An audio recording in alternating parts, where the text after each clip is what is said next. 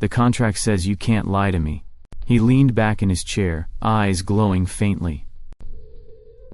"Why would that matter?" I asked. "Because I'll know if you do." The words hung in the air like the scent of wet cedar clinging to my jacket. I'd been standing on that porch barely 5 minutes, but the drizzle had already sewn itself into my clothes and threaded cold fingers down my spine. The Victorian on the hill looked like it had been dragged out of a black and white photograph and dipped in rain, gables, ironwork, and a porch that creaked like an old book sighing open. 31. Recently divorced, and apparently auditioning for a haunted house brochure. Great life choices, Owen. The door had opened without a handle turning. 1 second my knuckles hovered over the lion shed knocker, the next the door swung inward with the precise hush of someone who liked things to obey him. Light spilled from inside, a warm amber that made the rain behind me look colder.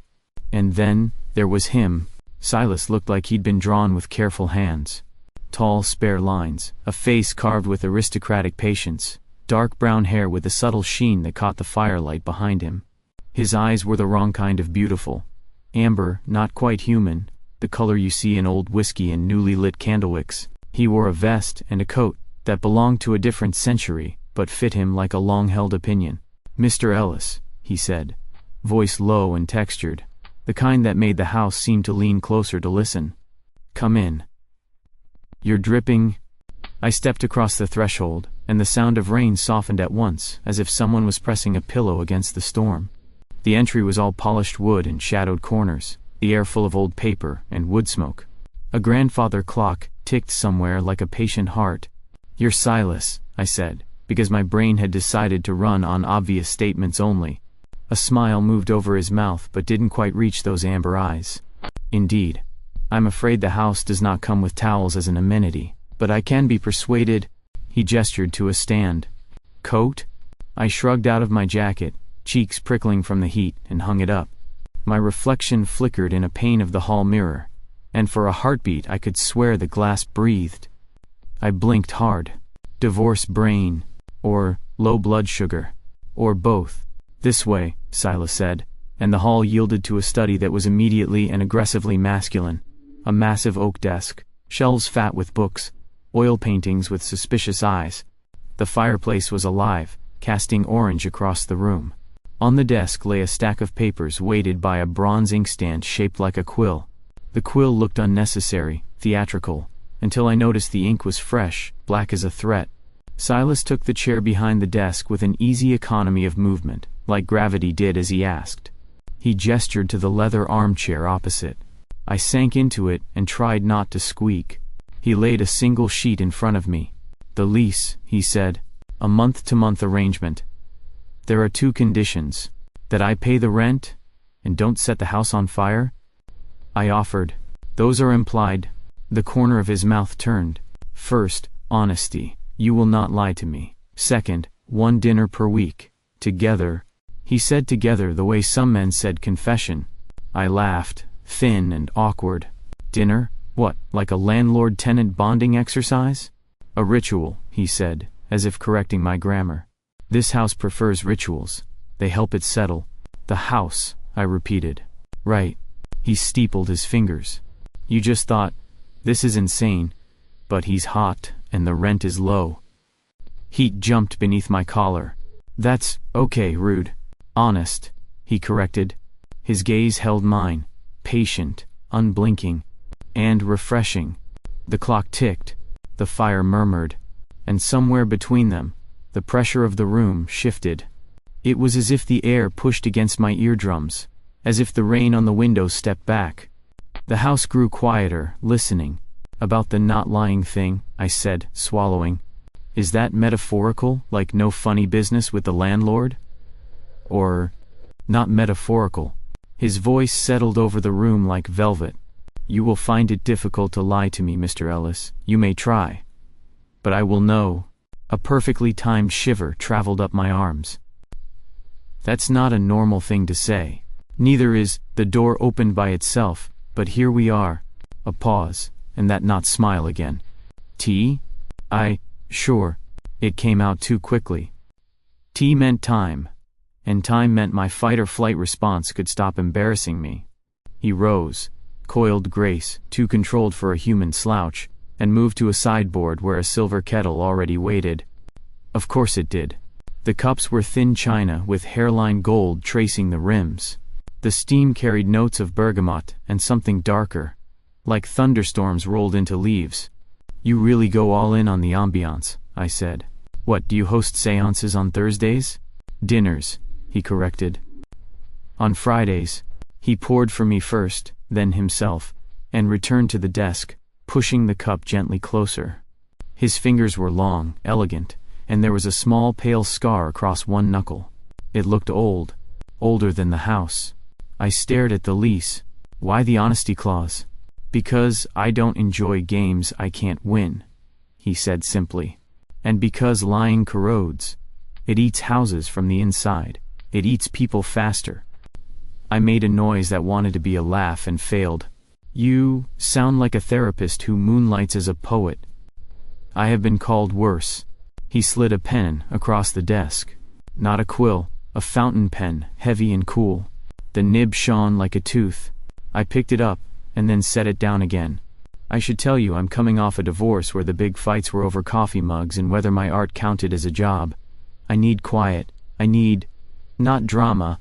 My voice thinned at the end, betraying me anyway. Silas watched me as if I were a page he was considering annotating. "This is not an absence of drama, Mr. Ellis. This is order. There is a difference." My throat worked. The rain chattered against distant glass. I thought of the apartment I'd left, the couch we'd bought together, the way my ex had said the word freelance as if it were a diagnosis. I thought of how tired I'd become of the jangling inside my chest, the way anger and grief and humiliation clanged whenever I moved. "What happens if I lie?" I asked, because apparently I needed to flick the bruise to see if it still hurt. Silas leaned back, and that faint glow in his eyes sharpened, not brighter, just more present, like a candle wick catching. "You will feel it. A small pressure, annoying at first, like a splinter. It will grow. I will ask you to correct yourself. If you refuse, the house will intervene." That is the least comforting sentence anyone has ever said to me. "It is also honest," he said, not unkindly. I exhaled and set my palm on the paper. The text was neat, serifed, simple. Month to month. Rent that was frankly suspiciously reasonable. 2 conditions. Honesty. Dinner. "You do know I'm a disaster in the kitchen," I said. "If you're expecting me to cook, I cook," he said. "I prefer it." "Of course you do." I looked up at him. "You're serious about the demon part." "I am." He didn't blink. "Landlord is an adequate translation." "In what language?" "Older than you care to know." I wrapped my fingers around the teacup and let the heat sink into my skin, steadying me. "Okay, landlord. If I sign this, you promise not to kick me out because my playlist includes mid-2000s pop and I sometimes work until 3 a.m.? "You will wear headphones," he said, crisp as a closing book. "But no, I will not evict you for your taste in music. Even if it is regrettable." I almost smiled. Somehow, that helped more than the tea. "All right." My heart thudded against my ribs, each beat a small dare. "I'm in." I took the pen. The nib kissed the paper, and the house seemed to lean closer. The ink flowed like a vein opening. Dramatic, thought Ellis, "dial it back," and I scrawled my name with a hand that only trembled a little. When I finished, something eased. Not just in me, in the room. The pressure gentled. The rain became rain again. Silas reached for the document. His thumb brushed the margin where my name rested, and for half a second the letters glimmered, as if reflecting firelight no one else could see. He nodded, satisfied, and slid a duplicate copy toward me. "Welcome," he said, and the word felt large enough to contain more than the house. "Room is at the top of the second floor stairs, left corridor, last door. You will find it prepared." Prepared. Right. By whom? The housekeeping phantom? I stood, and so did he. Up close, he smelled like cedar and ink, and something sweet underneath, like honey burned just short of bitter. He offered his hand. I hesitated, then took it. Warm. Not a corpse. Good baseline. "Dinner," he said, releasing me. "Friday, 7. I'll bring..." Honesty, I said, because my brain had lost all talent for flirting, humor, and basic human speech. His eyes warmed by a degree only someone staring would notice. And an appetite, he murmured. I reached the door, paused, and looked back at the firelit study, the oak desk, the teacups, the impossible man cut from shadow and gold. One question. Yes? If I'm not allowed to lie to you, does that mean you're not allowed to lie to me? His gaze held for a long, quiet moment. The rain listened. The clock ticked its patient verdict. No, he said. But I don't. The house seemed to nod. Or maybe that was just the way the light moved over the walls. Either way, I believed him. Against my better judgment, against any judgment really. See you Friday, I said. Indeed, he replied. The door opened again without a hand, and when I stepped into the rain, it felt less like weather, and more like applause. I hadn't been inside the dining room before Friday. Technically, I'd walked past it. The double doors had been closed, and I'd assumed it was the kind of place people keep as a museum for furniture you're not allowed to sit on. My last landlord's dining area had been a counter with 2 stools, so I wasn't exactly prepared for what waited on the other side of those doors now. The ceiling soared like it had aspirations to be a cathedral, the kind that makes you whisper even when you're alone. A crystal chandelier hung in the center, scattering candlelight across a table long enough to seat a small monarchy. The tablecloth was linen, the silverware polished enough to make me aware of my fingerprints. And at the far end of all that space, Silas stood in a beam of light from the chandelier, setting a last plate down with the precision of someone who'd measured it in millimeters. Impressive, I said, stepping in. For a second I thought I'd wandered into the set of a period drama. He glanced at me, the faintest smile touching his mouth. And here I was hoping for a better review. Take a seat. I hesitated halfway down the table. Where? This thing's big enough to rent as a co-working space. Here, he said, indicating the chair to his right. I dislike shouting. I slid into the chair, trying not to look like I was cataloging every glittering glass and gleaming plate. The smell hit me then. Warm, rich, layered. Butter and rosemary. Roasted meat, something sharper underneath. You cooked all this? I asked. He nodded, lifting the lid from a silver dish. Steam coiled up, carrying the scent of what looked like a roast game bird surrounded by roasted root vegetables. Each piece so uniform it could have passed inspection by a fussy French chef. Another dish revealed some kind of dark, glossy stew, its surface trembling with heat. A third offered crusty bread that looked like it belonged in a painting. Do you do this for every tenant? I asked. No, he said. Most are not here long enough. That's not ominous at all, I muttered, reaching for the bread. He passed me a slice without comment, then served portions of the roast and vegetables onto my plate. His movements were exact, almost ceremonial, the knife gliding without hesitation. I tried to imagine him in an apron, but my brain refused. So, he said, once both our plates were filled, tell me about your work. I swallowed a bite of bread that was unfairly good. I'm a designer. Freelance. Websites, app interfaces, branding. He tilted his head. Why freelance? Because I like the freedom, I said automatically. And the chandelier's lights flickered, just a twitch. Silas's eyes shifted to me. Try again. The bread turned to paste in my mouth. Because I hate offices. And bosses. And, I exhaled. Because I'm bad at staying in one place. Better, he said, spearing a carrot. Do you miss it? No, I said without thinking. And the lights gave the tiniest shiver. My fork paused halfway to my mouth. Okay, that's creepy. What is the lights? They keep... I gestured upward. Don't tell me that's coincidence. He cut into the roast, his knife sliding through as if the meat were made of silk. I told you, lying corrodes. The house notices. I stared at him. That's not a metaphor. No, he said simply. And took a bite. The food at least was a safe subject. Or so I thought. This is amazing, I said around a forkful of potatoes. It should be, he replied. Food is an agreement between cook and guest. You mean like... a deal? All meals are deals. You give me your time and attention, I give you sustenance. His gaze flicked to mine, sharper than the cutlery. Speaking of deals, family? I nearly choked on my wine. That's a jump. I dislike small talk. My parents are in Florida, I said. Retired. My sister lives in Portland. We don't talk much. Why not? The lights didn't flicker this time. I guess omission wasn't lying. She didn't like my ex. She said he made me smaller. I forced a laugh. Guess she was right. Silas didn't smile. Do you think she would approve of this arrangement? This?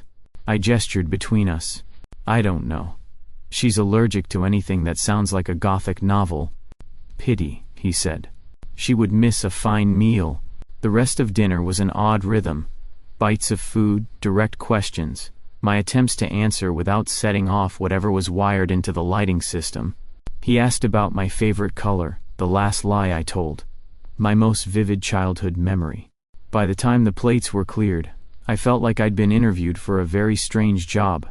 He brought out dessert, something pale and creamy in small glass cups, topped with caramelized sugar. I cracked the top with my spoon, the sound crisp in the high-ceilinged quiet.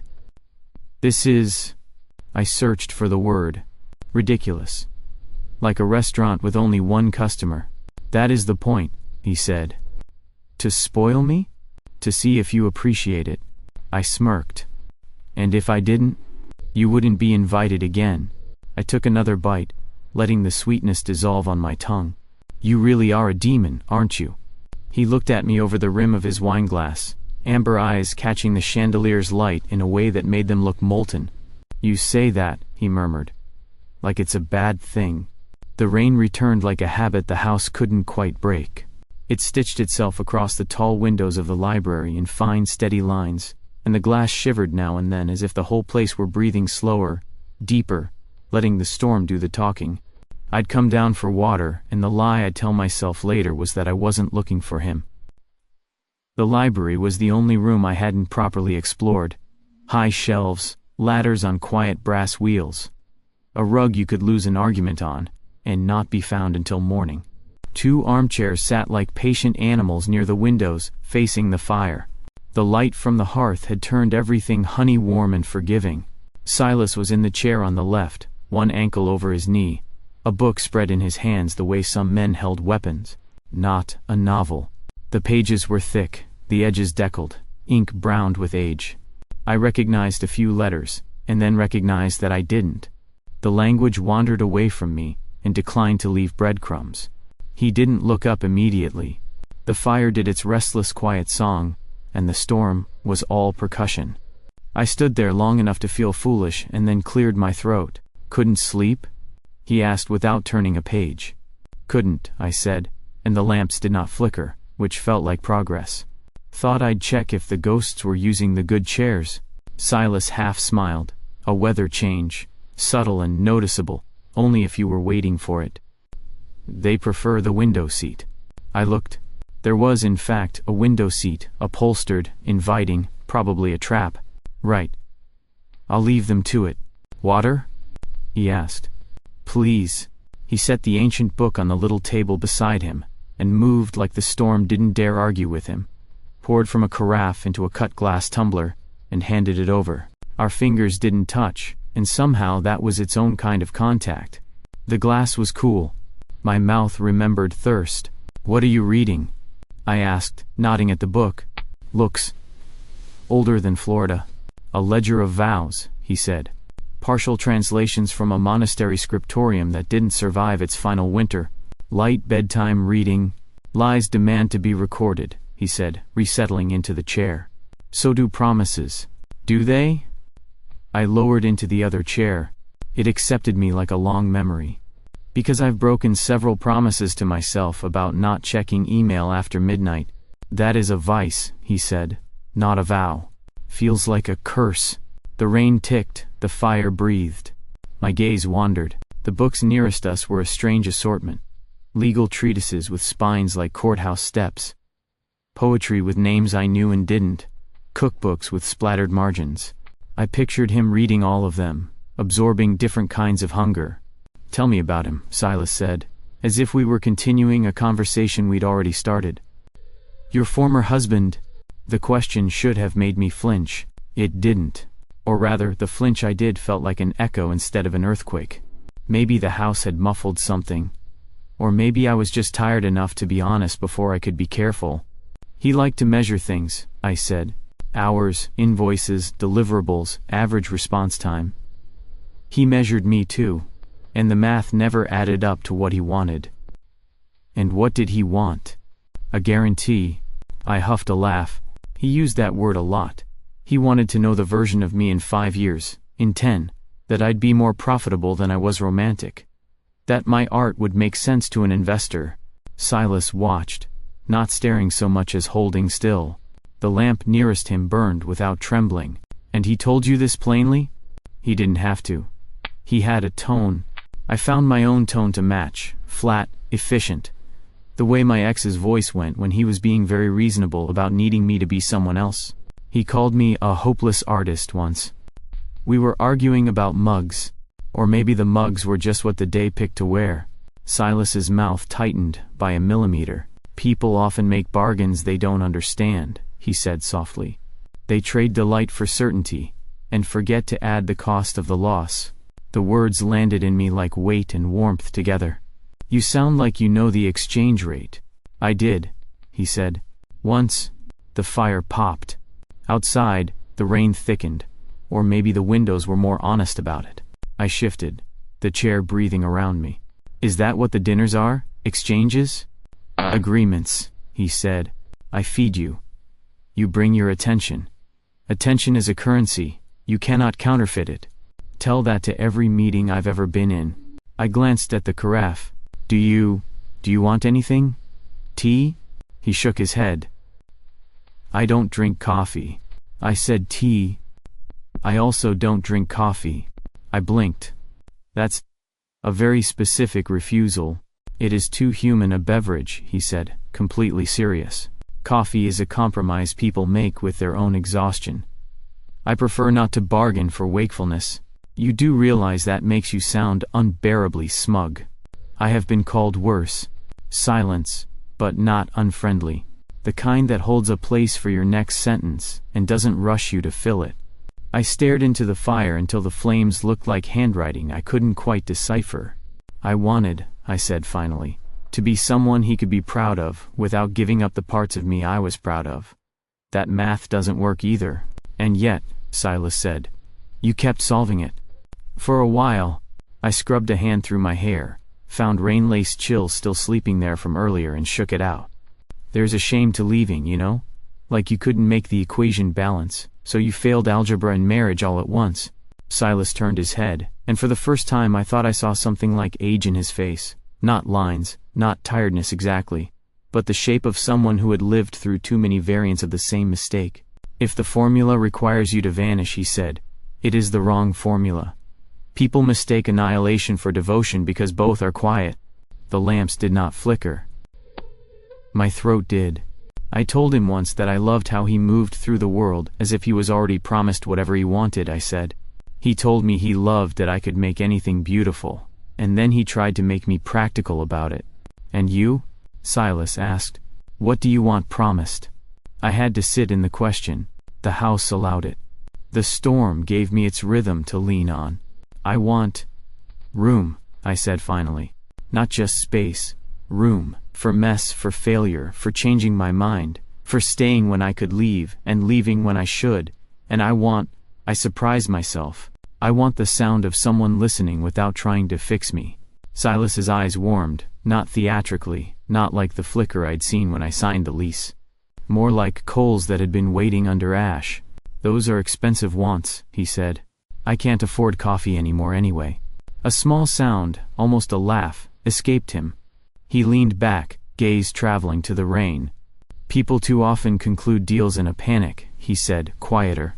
They promise tomorrow to feel safe tonight. The cost comes due with interest. And you would know, I said. Yes. No flourish, no shadow. Just the word laid carefully on the table where we could both see it. We let the quiet be a third chair. The book sat between us, a wedge of old vows and thin translations.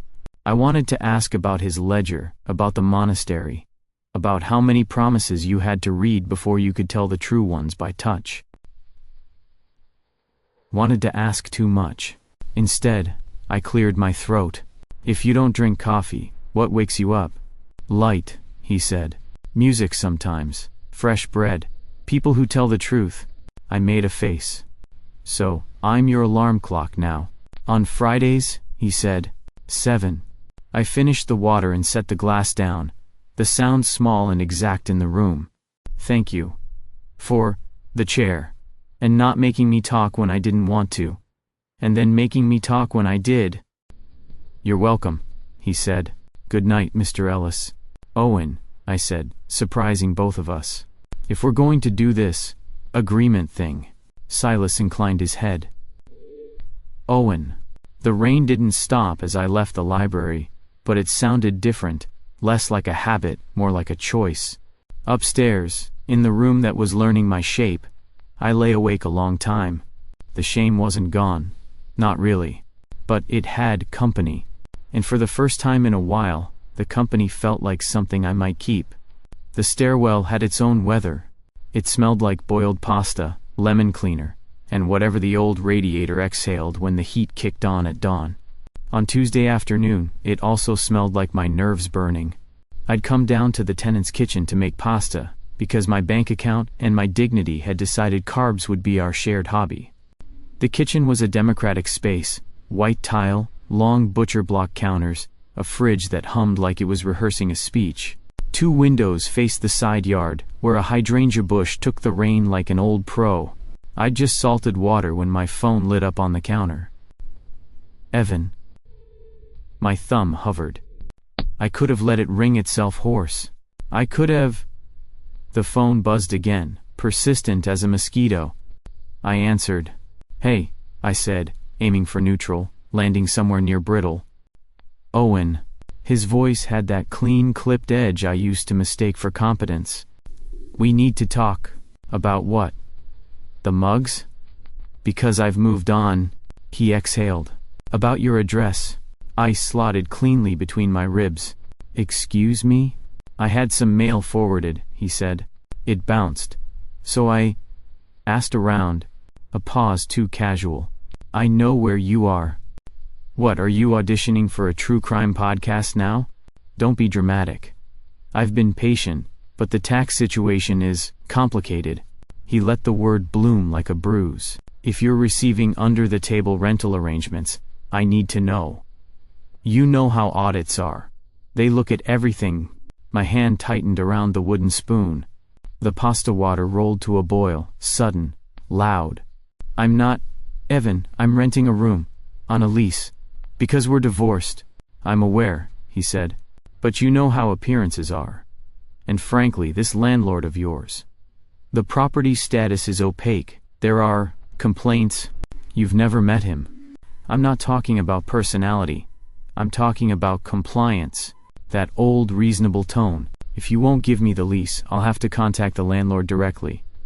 Or the city. It'd be unfortunate if you were asked to vacate while you stabilize. There it was, a smile without lips. Is that a threat? A warning, he said, and the phone made his voice smooth as glass. You've always had trouble thinking ahead, Owen. I'm thinking ahead for both of us. I stared at the pot like I could drown in it and call it a spa day. Don't contact my landlord. Then, send me the paperwork. Today. Evan. The name tasted like something I used to chew because someone told me it was good for me. Don't call him. The stairwell creaked. I glanced toward the hall. The landing was open, a slim table under a framed map, a bowl for keys. A shadow slid, paused. When I looked back, the shadow arranged itself into a person, Mark, the man from 2 Billions, a mid-40s anxiety with a goatee, a permanent frown carved into his forehead. He froze, pantomiming invisibility. Then he turned too casually, too late, and busied himself with the coffee maker that had been unplugged since 1989. Who is that? Evan asked. No one, I said. The overhead light gave the faintest twitch. Paperwork, Evan said again, thinner now, sharpened by the sound of victory approaching. Or I make calls. Don't you dare, I said, and hung up before my voice did something embarrassing, like break. Mark's eyes slid to me, then away, then back. Everything okay? Fine, I said. And the light shivered again, more definite. I scrubbed a hand over my face. Actually, no. It's complicated. He shifted, the way people do when they want to be helpful, but also want to keep their hands clean. If it's about the landlord, he said soft, you should just do what he asks. What he asks is dinner on Fridays, I said. And honesty. Mark's eyebrows crawled north. Dinner? That's new. Is it? My mouth moved faster than my caution. Maybe I'm special. He forced a laugh and stirred air in an empty mug. Well, if you ever need, look, my cousin knows the city codes.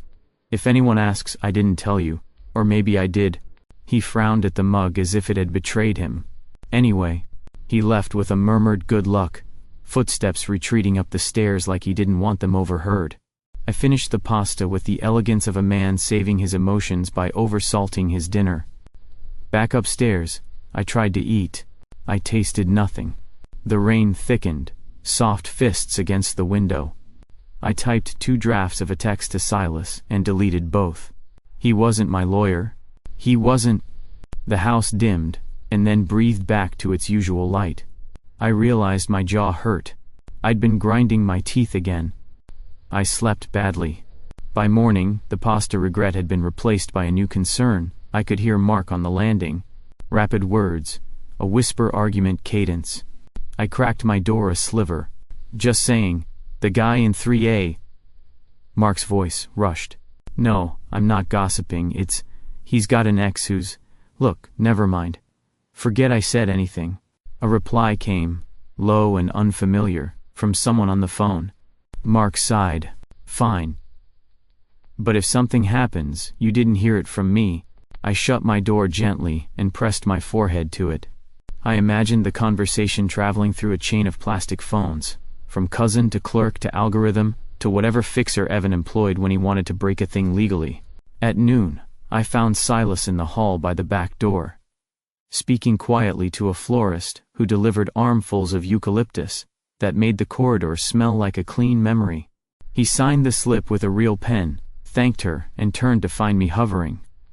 Owen, he said, a question folded neatly inside my name. I think my ex is trying to get me evicted, I said, because subtlety had left the building. He says he'll call the city. Or you. And I think Mark told someone something. Silas's expression didn't change so much as settle. Come, he said. We went to the tenant's kitchen. It felt smaller with him in it. Not because he took up more space, but because the room adjusted to his measurements. He checked the windows, the hall, as if ensuring the house was listening. Tell me, he said. So I did. The call, the thin blade of Evan's voice, the way Mark's curiosity had found a mouth. As I spoke, something in the room tightened. Not the lamps this time, not the air pressure, but the angle of attention. It was like being on stage and realizing the audience has stopped coughing. He cannot evict you, Silas said when I finished. Not by proxy, not by threat. Your lease here is valid. The city has already asked the house its questions. It answered. I blinked. The house? Answered? He ignored that. As for Mr. and 2 billions, he continued, words are also contracts. He has failed his. I don't want him hurt, I blurted. He's just scared and nosy and Mark.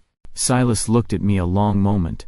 The amber in his eyes concentrated, not brighter, just nearer, like a flame cupped in 2 hands.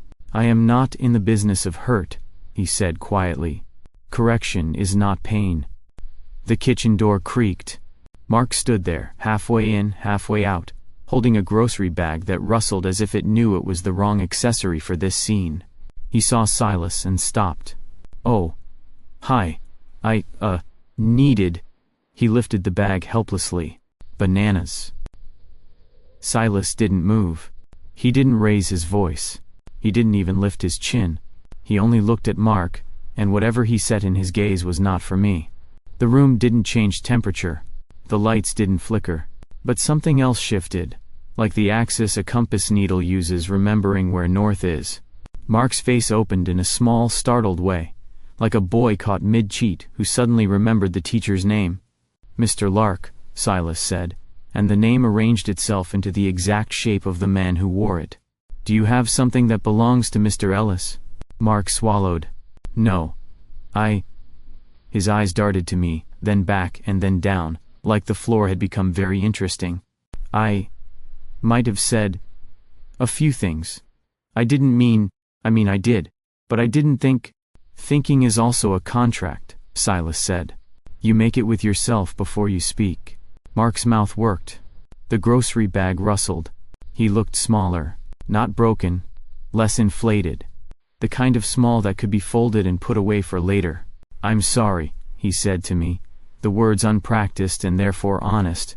"I shouldn't have." "I'll fix it." "How?" I asked, genuinely curious. "I'll call my cousin," he said quickly. "Tell him to forget it. I'll tell him I was wrong. I'll say I made it up." Silas tilted his head an inch. "And your ex?" he asked me, without looking away from Mark. "I'll handle him," I said, and the room didn't argue. Mark nodded too many times. I'm going to put these away," he whispered, and fled. His steps on the stairs sounded like an apology learning to walk. The quiet that followed felt new, like the first breath after a held one. I turned to Silas. "What did you do?" He considered the question like it might develop interesting features if left in the sun. "Nothing," he said. "Nothing?" I reminded him of his choices, he said. "People make better ones when they can hear themselves. That's not..." I stopped. It was, in fact, exactly what had happened. "You did it without saying anything." He lifted a shoulder. "Words are not the only instruments. Contracts are written in attention, in posture, in where you place your fear." I leaned against the counter, the laminate suddenly fascinating. He looked terrified. "Startled," Silas corrected. Then, relieved. My phone chimed. A text from Evan. "Send the lease by 5, or I call." Under it, another, "You're not thinking clearly. Let me help." I showed the screen to Silas. He read it, then looked at me. "What do you want to do?" I wanted to be 10 people. The polite one, the diplomatic one, the one who sent the lease and avoided a fight, the one who never answered calls again, the one who didn't let his hands shake in kitchens. "I'll send him what he's legally allowed to see," I said slowly. "And nothing else. And I'll tell him not to contact you." "Good," Silas said. "Would you like me to speak to him?" I shook my head. "No. He's used to winning, because the rules are his. I should learn to play by mine." Something like satisfaction, warm, private, moved through Silas's face. "Then I will make tea." "I thought you didn't." "I don't drink coffee," he said. "Tea is a different treaty." He set water to boil. I texted Evan a photo of the first page of the lease, the parts he already knew, my fingers steady enough to pass for calm. I added, "Do not contact my landlord. Any questions can go through me." 3 dots appeared, disappeared, appeared again, then fine. For now. The kettle whispered. Silas poured. The house, which had been listening with its whole attention, relaxed a fraction. Mark's door upstairs shut once, gentle. I held the mug between my palms, and let the steam rewrite my breathing. "You really can do it," I said, not a question. "Change people without touching them." Silas stood across from me, the eucalyptus scent rising at his back like a green halo. "I can remind them," he said. "Of what?" "That they are not obligated to the worst bargain they've made." His eyes found mine, and held. "Including you." The tea was hot and bitter, and perfect. Outside, the hydrangea took the rain like it had chosen it. Inside, I chose my next breath. Winter arrived the way hard truths do, quietly and all at once. By Friday night the rain had changed its mind, and fallen as snow. The kitchen window made a moving painting of it, wide flakes tumbling past the lamplight. The world beyond turned to hush and white. Silas had left the overheads off. A single brass lamp threw a warm circle on the table, catching the steam from a pot, and turning it ghostly for a second before it disappeared. There was bread cooling, a knife laid beside it like a punctuation mark waiting for the next sentence.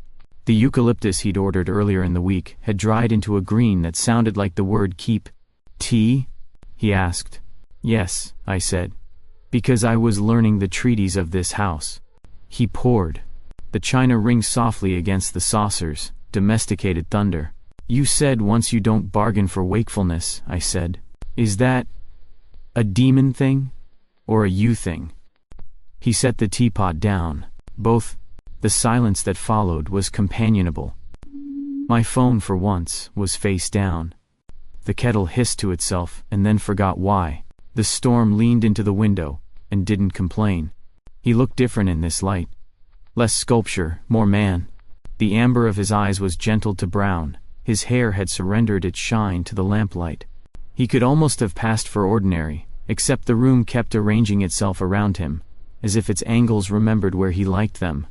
"You've been wondering," he said. "Dangerous hobby of mine." I sipped. The tea was dark and a little bitter and better for both. "You said you're a demon of promises, of vows," he said, tilting his head. "Promises are small coins. Vows are the larger currency. What does that mean exactly?" "It means I eat what you mean," he said, almost gently. "When a vow is kept, it nourishes. When it is broken, it feeds differently. Sharp, like citrus, with a sting. Both sustain. One corrodes slower." I grimaced. "That's both poetic and alarming. Most truths are." He reached for the bread and cut it with a practiced hand, the knife whispering through the crust. "There are demons of thresholds, of hunger, of lost things. We each attend our chosen economy. I attend agreements." "And the contracts?" I asked. "The leases, the dinners, this house being a very fancy table for your chosen economy?" He nodded. "The house is an instrument. It insists on clarity. For a long time, so did I." He placed a piece of bread on my plate, and then one on his, a small sacrament. "There was a century when I took vows as spoils. Men swore on their names, and I took both. Women swore on their children, and I took the children's futures without touching a hair. I was called helpful. I was very popular." "That sounds like a terrible Yelp review." He huffed a breath that might have been a laugh in a different species. "It was very effective. Cities moved because I told them which promises to believe." "What changed?" I asked. He looked at the window, not quite seeing the snow. "Vows are not math," he said. "I treated them like equations, inputs, outputs, predictable results. But people are not variables, they are weather." And I began to notice what I had been pretending not to notice. The corrosion, I guessed. "The faces," he corrected. "How a person looks when he gives the last true thing he has, and finds the bargain still wants change." The lamp hummed. Or maybe I did. "So, you stopped," I said. "You turned the house into a refuge." "I tried." He rubbed a thumb against the bread crust, as if testing its truth. "Rituals instead of contracts. Attention instead of leverage. Dinners. Honesty." I thought of the chandelier shivering when my half-truths tried to dress as facts. "It's working." "Mostly." He turned his head then, and the gentled amber returned for a moment. Deeper because it was offered, not displayed. "Mostly," he agreed. The knock came like a polite cough on the back door. 3 taps, evenly spaced, as if the cold itself had learned manners. Silas didn't startle. He set down his cup and stood. "Stay," he said. Not to me exactly, but the word sat me as effectively as a hand on my shoulder. He crossed to the door and opened it. She stepped in like winter on 2 legs. No snow clung to her coat, though the storm did its best to hold on. Mid-40s maybe, with a face made for photographs that don't smile. Her hair was pale, her lipstick not. The first thing I noticed was the temperature tilt. The room seemed to lose a degree when she took off her gloves.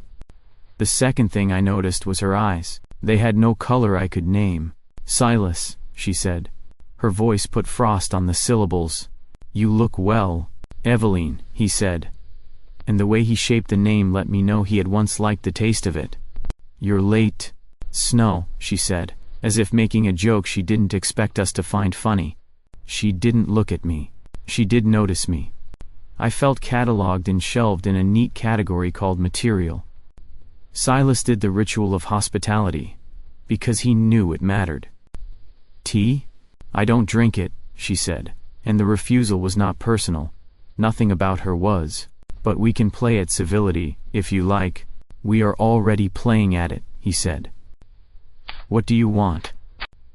She let her gloves rest on the table, and walked the length of the kitchen with the ownership of a previous tenant. I have a problem, she said, examining the eucalyptus. Your solution was once useful to me. It could be again. No, he said. A small lift of her eyebrow. You don't know the terms. I know the cost. The snow rearranged itself into new patterns outside. My heartbeat did too. I stayed at the edge of the lamp's circle and pretended to belong there. She turned at last, letting her gaze take a quick measure of me and discard it. You've gone domestic, she said. Bread and lamps. I thought you'd at least keep the chandelier. It keeps itself, he said. State your problem. A city council, she said. Or rather, a man within it who believes himself incorruptible. He would like to keep his soul clean and still have the stadium funded. I would like him to reconsider both. You want leverage, Silas said. You want his vow bent without breaking. I want him to understand the world as it is, she said, as if discussing weather. You were once an excellent tutor. He smiled without softness. I was once many things. She tipped her head, the ghost of a smile meeting him halfway. You tell yourself stories now. I'm impressed. I tell myself the truth, he said, the amber gone to iron. Her attention sharpened. For the first time I saw her eyes move the way knives do in trained hands. Do you? Then tell me this truth, how long will the house feed you if you starve it? Rituals are lean meat. Where will you get your strength when your tenants bring you nothing but small coins and the occasional heartbreak? Enough, he said. She took a breath that didn't miss the air. I know you, Silas. You grow fond of one and forget that affection is also a bargain. You're softer than you like to admit. You will promise yourself you can contain the loss. Her gaze flicked to me, professionally pitying. You will be wrong. Anger is different in him than in other people. It didn't raise his voice or redden his face. It made the room a line. The knife lay exactly parallel to the bread's end. The steam from the pot rose perfectly straight. The house paid attention the way a cat does, pupils wider for a second. You mistake restraint for weakness, he said. That is a failure of imagination. You mistake austerity for virtue, she replied. That is a failure of appetite. I didn't mean to speak. He doesn't do your kind of work anymore, I said, because the truth has a way of drafting you. Find another tutor. She looked at me fully then, and I felt like a window being evaluated for how easily it might break. And you are? The tenant, I said. The honest one. A novelty, she murmured, not unkindly. Take care, novelty. He attracts collectors. Silas moved then, just a shift of stance, and it was enough to interrupt whatever spell her voice had been making of the air. Eveline, he said. Leave? She considered him like a chessboard she had once dominated. There will be a bill to pay, she said. If not mine, then another's. There always is, he said. Send it to an address that believes in you. A pause. A small bow, not mocking, not quite respectful. She put her gloves back on with neat fingers, and when she crossed the threshold the cold moved with her, relieved to be chosen again. The door closed. The room exhaled. I realized I had been holding my cup differently, braced as if it might drop a secret. I set it down and missed the saucer. Porcelain-kissed wood, a tiny apology. Who was? I stopped. What was she? An old client, he said. He remained standing for a moment longer, a man measuring the distance between then and now. Older than you care to know. I swallowed. She knows how to talk to your hunger. Yes, he said. And I know how to talk back. We let the quiet sit down with us. The lamp hummed softly. The snow did its patient work of covering and eventually forgiving. Do you miss it? I asked, because I couldn't not. No, he said, And this time, nothing in the house argued. But abstinence is not ignorance. I remember the taste. I reached for the bread, tore it, and slid half to him. Then eat this instead. He took it, and something in his face, small, private, eased. A better treaty, he said. Outside, the storm kept writing its white vows. Inside, he did not drink coffee, and I did not lie, and the house learned us a little more. By the end of that week, the house felt like it was holding its breath. The first text came from Evan on Thursday morning. You have until Monday to find somewhere else. If you don't, I start posting. No context. No explanation of what posting meant. I knew him well enough to know he'd make it ugly. Half-truths dressed as fact. An audience primed to believe he was the reasonable one. He had a gift for painting me as unstable, without ever saying the word. The second message was from Mark. Your ex called me. I didn't answer. Thought you should know. No apology this time. Just the weary caution of someone who'd brushed against a live wire and decided not to touch it again. By Friday evening, the snow had banked itself high against the windows, the light outside a dim, cold blue. I found Silas in the study, standing by the fire with a glass of something dark and amber that looked too thick to be wine. He didn't turn when I came in. She was here again, he said. It wasn't a question. Eveline? He nodded. She came to remind me what I've refused. And what it will cost. The room felt different when he said her name. Not colder, exactly. More precise. Like the air had been measured into smaller, sharper units. What did she say? I asked. She said I'm letting my strength atrophy, he replied. That one day soon, I will need what I have chosen not to take. And when that day comes, I'll have nothing left to bargain with. He set the glass down untouched. She offered a solution. I told her no, and she threatened to, what? Hurt you. I tried to keep my voice light. Failed. He met my eyes. Break me. The words landed like a stone in a frozen pond. No ripples, just the quiet knowledge of depth. I crossed the room before I realized I was moving. Can she? She can try, he said. It would be inconvenient. Painful, perhaps.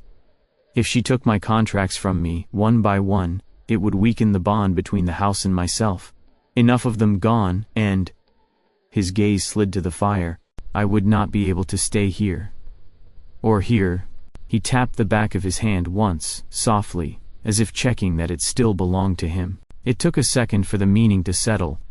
You mean, stay human? I mean stay, he said. I gripped the back of a chair. You could lose everything. Maybe. His mouth curved. But it wasn't a smile. But I'm tired of living in other people's bargains. Other people's. I started, then stopped. You mean hers. Your old clients. And every vow I took because I could, he said. Every clever exchange that left someone smaller than when I found them. I built an empire on erosion. I don't want it back. I sat, because my knees were suddenly less reliable than I liked. So what happens now?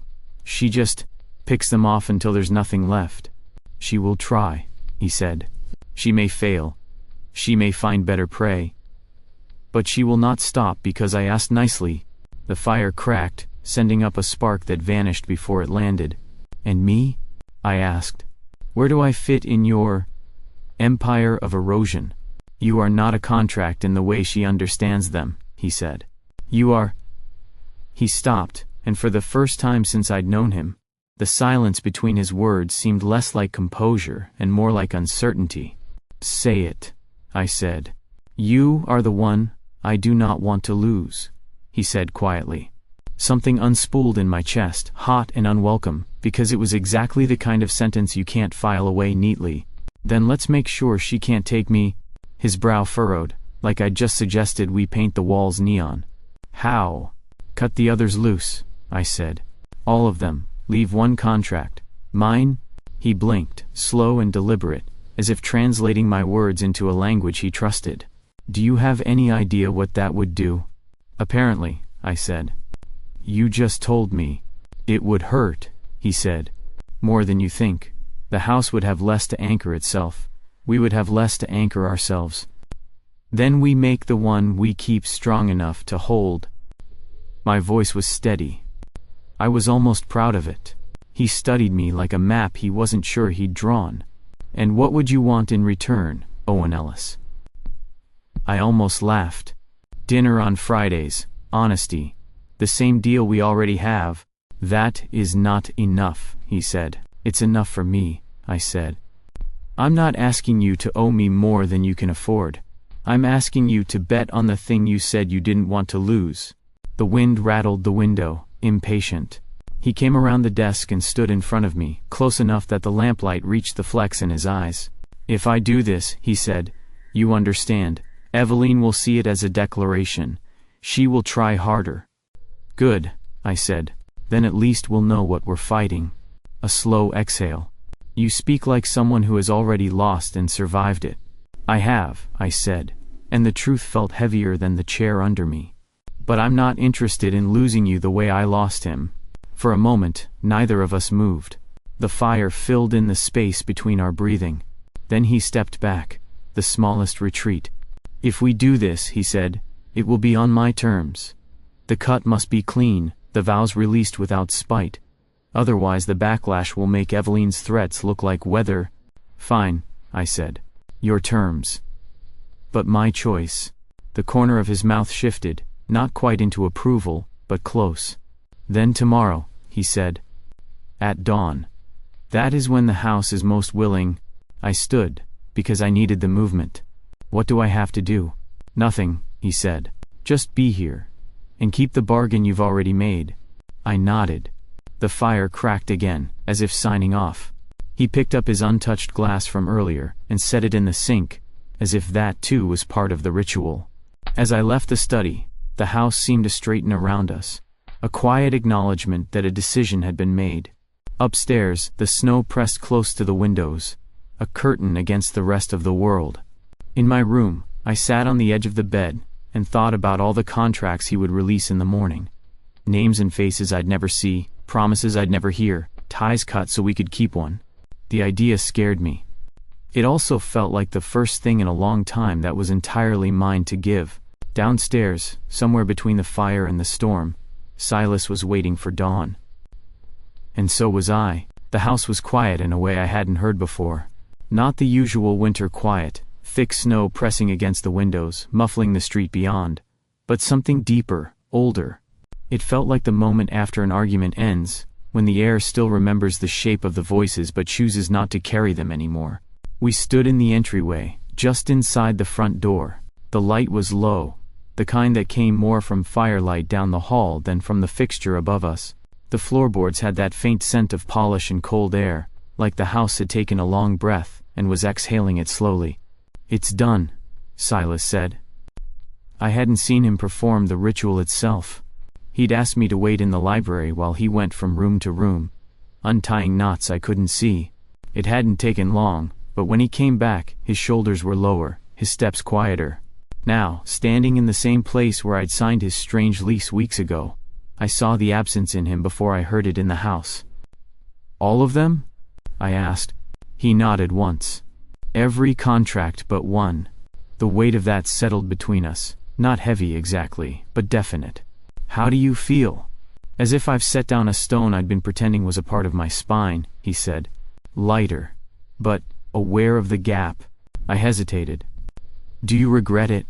He looked at me then, and the corner of his mouth shifted just enough to count as a real smile. Not yet.